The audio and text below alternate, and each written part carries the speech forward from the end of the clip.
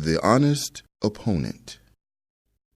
Amr ibn al-As related, I led the Muslim army until we reached Alexandria. The ruler there said, send forth a man who will speak to me and to whom I will speak. I said, none other than I shall go to him. And when I went to him, beside me stood my translator, and beside him was his. 2 podiums were erected for us, and he said, what are you? I said, we are Arabs, and we are the people of Allah's house. We were the most limited of people in terms of land and the most evil in terms of living. We would eat the flesh of a dead carcass as well as its blood. We used to have malice toward one another, and our lives were the worst kind that anyone lived. Until a man from among us came out to us. He wasn't the greatest of us in terms of honor, nor did he have the most wealth, saying, I am the messenger of Allah to you. He commanded us to perform deeds that we knew nothing about, and he forbade us from those ways that we were upon. We disbelieved in him and rejected him until a people other than us came to him and said, we believe in you, and we will fight those who fight you. We went out to fight him, but he was victorious over us. He also fought with neighboring Arabs and was victorious over them as well. The ruler of the other army said, indeed, your messenger has spoken the truth, and to us have come messengers similar to him. We were upon their way until kings who used to deal with us according to their desires overcame us. And as such, the ways of the prophets were abandoned. If you follow the way of your prophet, you will not fight anyone except that you will overcome him. Yet, if you do as we did, leaving the way of your prophet, you will not outnumber us, nor will you be stronger than us. The intelligence of Al-Mahdi. Al-Mahdi was sitting in a general assembly that was organized for the people. A man entered carrying shoes that were wrapped up in a large handkerchief. He said, O leader of the believers, these are the shoes of Allah's messenger, sallallahu alaihi wasallam, and I give them to you as a gift. Al-Mahdi took them from him and looked at them carefully. He then ordered for 10,000 dirhams to be given to the man, who took the money and left. Al-Mahdi said to those who were seated near him, do you think I didn't know that Allah's messenger never touched nor even saw those shoes? Had we proclaimed him to be a liar, he would have said to the people, I went to the leader of the believers with the shoes of Allah's messenger, sallallahu alaihi wasallam, and he rejected them. And those who believed him would have been more than those who rejected his claim. For the commoners are inclined to believe those like them and are keen to help the weak over the strong. Even if he was a wrongdoer, we purchased his tongue, accepted his gift, and believed his speech. And in our view, what we did is better and more likely to lead to success. The insightful interpreter of dreams. When a king was startled to consciousness after having seen a nightmare, he was in such a state of fright that he called every interpreter of dreams in his kingdom to inform him of the meaning of his dream. In the dream, he saw himself seated upon his throne in the most dignified and handsome of poses, and suddenly he felt that his teeth were falling, one after the other, until no tooth remained in his mouth. When he related his dream to the interpreters, they all tried to calm his nerves through false speech and lies. They didn't inform him of the true meaning of the dream. At that point, the king still had doubts, and looking at the group in front of him, he saw 2 men who were seated in a corner and were quiet. He asked them about their silence, and one of them said, "It makes me sad to say, my king, that I must inform you that all of your children will die during your lifetime, which will make you sad, and then you will die because of that sadness." When the king heard this statement, the world became dark for him in his eyes, and he was filled with rage. He lost his mind and said to his guard, "Take this man to prison." He then looked at the other man and said, "And you, what do you know?" He said, "Oh, my king, my interpretation is that you will live for a very long time, longer than any person from your family.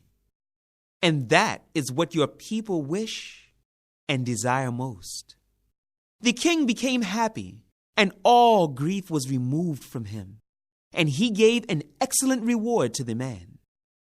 But were we to reflect on what both men said, we would find the meaning of their words to be exactly the same, but it was the intellect of the latter that saved him. The prisoner's intelligent ploy.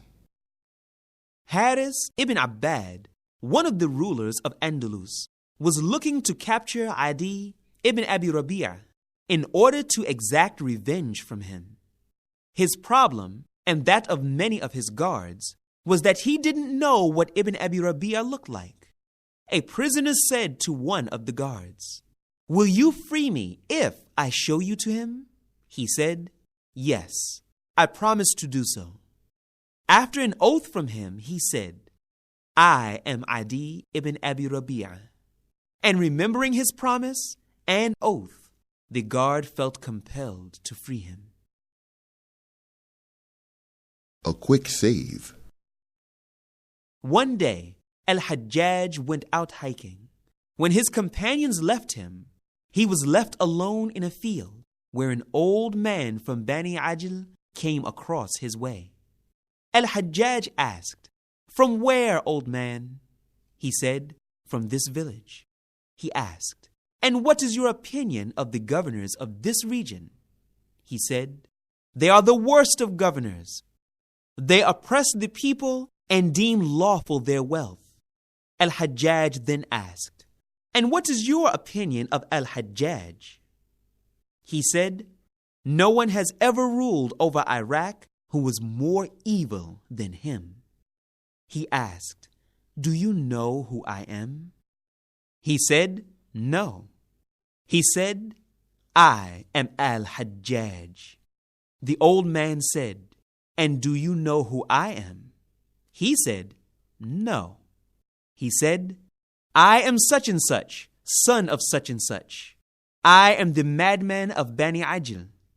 Every day I am afflicted with 2 fits of madness, and I do not know what I say during those fits." Al-Hajjaj laughed and gave him an endowment. Shun's search for a suitable wife. Shun was known for his exceptional intelligence among the Arabs. He one day said, "By Allah, I will search through the lands until I find a wife similar to me, and then I will marry her." On one of his journeys, he met with a man who wanted to travel to the same village that he wanted to go to, and so they accompanied one another. As they started their journey, Shun asked, "Will you carry me, or shall I carry you?" The man said, "O ignorant one, how can a rider carry a rider?" They continued until they reached a garden replete with ripe vegetables, and Shun asked, "Do you think that these crops have been eaten or not?" The man said, "O ignorant one, do you not see these vegetables still here before you?" And they continued until they passed by a funeral procession, and Shun asked, "Do you think that the man for whom this procession is marching forth is alive or dead?" The man said, "I have not seen anyone more ignorant than you. Do you think that they would carry him to his grave alive?" When they finally reached the village, the man went into his home while Shun waited outside. The man had a daughter named Tabaqa, and he told her the entire story of the man who was standing outside. She said, "When he said, 'Should I carry you or will you carry me?' he meant, 'Will you speak to me or will I speak to you, so that we may pass the hours of our journey?' When he asked whether the crops have been eaten or not, he meant, 'Did the owners of the crops sell them and then eat their proceeds or not?' And when he spoke of the dead man, he meant, 'Did he leave behind any children or any great work to keep his remembrance alive or not?' The man went outside and told Shun what his daughter said. Shun proposed, asking for her hand in marriage, and the father married her to him." Omar and Muawiyah.